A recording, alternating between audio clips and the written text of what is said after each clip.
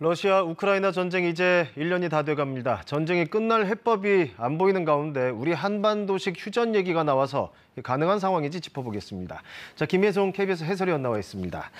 자, 러시아 침공은 분명히 잘못됐지만 지금 세계 경제가 워낙 어렵다 보니까 전쟁은 어떻게든 끝나야 된다 이런 요구가 많은 건 사실이잖아요. 그런데 한반도처럼 휴전을 할 수 있다. 이런 얘기 어떻게 나오게 된 겁니까? 네, 이번 주 초에 전해진 외신이죠. 우크라이나의 올렉시 다닐로 국가안보 국방위원회 서기가 현지 방송 인터뷰에서 한 얘기입니다. 네. 현재 러시아로부터 한국식 시나리오를 제안받고 있는데 이른바 조건부 38선이다. 이런 네. 내용입니다. 여기서 38선은 휴전선을 뜻하는 것으로 보이는데요. 다닐로 서기는 러시아가 제안할 수 있는 선택지 중 하나가 38선이라는 걸 확실히 알고 있다고 네. 말했습니다. 그러면서 러시아 측이 메시지를 전해왔는데 우크라이나의 4개 점령지를 병합한 상태를 유지하기 위해서 양보를 할 준비가 돼 있다. 그러니 우크라이나 측에 휴전 협상에 나와라 이렇게 강요하고 있다고 말했습니다. 네, 이게 38선이라는 표현이 아예 명시적으로 등장을 했다는 거네요. 그렇죠. 자, 그런데 러시아가 제안했다고 우크라이나에서 나온 얘기. 그렇다면 일단 우크라이나 쪽에서는 이걸 어떻게 보고 있다는 거죠?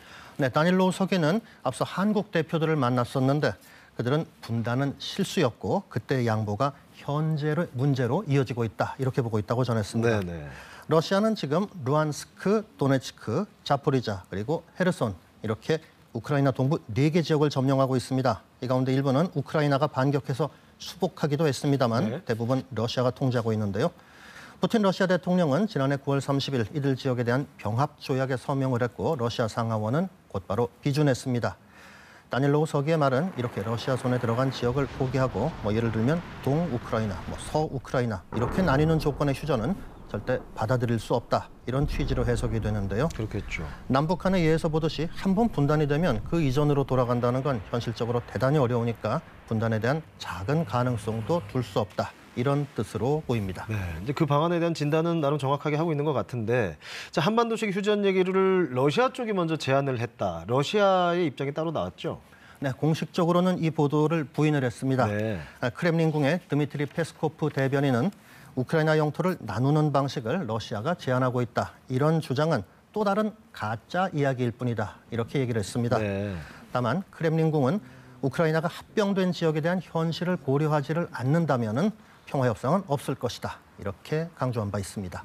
어쨌든 지금 전쟁은 계속되고 있고, 자, 일단 러시아 쪽에서도 어떤 식이든 휴전 얘기가 나온 적이 있지 않습니까? 그렇죠. 지난 주말입니다. 동방정교회 크리스마스가 1월 7일입니다. 그렇죠. 푸틴 러시아 대통령은 이날 성탄 예배를 드릴 수 있도록 전날인 6일 정오부터 다음날 7일 자정까지 36시간 휴전 명령을 내렸었습니다. 네. 푸틴 대통령이 시한부긴 하지만은 이렇게 날짜를 딱 찍어서 휴전을 명했던 건 개전 이후 처음이었습니다. 네. 하지만 젤렌스키 우크라이나 대통령은 이를 즉각 거부했습니다. 우크라이나의 진군을 중단시키고 러시아 병사들을 동원하려는 위장술에 불과하다고 일축한 거죠.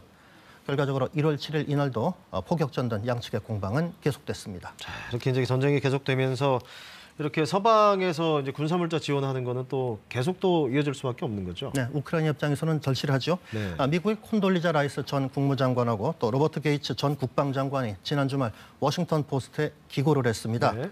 현 상황에서 어떤 휴전도 러시아군이 준비만 되면 언제든 침공을 재개할 수 있도록 할 것이니 네. 받아들일 수 없다고 했습니다. 그러면서 미국을 중심으로 서방이 우크라이나에 군수물자 제공을 즉시 극적으로 늘려야 한다고 지적을 했습니다. 이후 미군은 우크라이나에 브래들리 장갑차, 또 패트리엇 미사일을 제공하기로 했고 어제부터 장갑차가 유럽에 도착하고 있다는 소식이 들어왔습니다. 네. 자, 이제 결국 이제 엄청난 이제 인명만 희생되는 전쟁 벌써 1년이 돼 가는데 휴전 얘기를 지금 짚어보기는 했지만 당장은 좀 낙관적인 전망을 하기는 어렵겠죠. 그렇습니다. 당장 어제도 이제 러시아가 돈바스 요충지에서 총 공세를 펼쳤었고요. 네.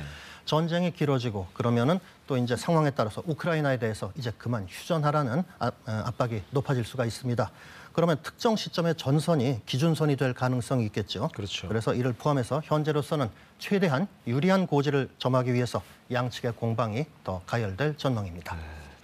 네, 알겠습니다. 오늘 여기까지 듣겠습니다. KBS 김혜송 해설위원이었습니다.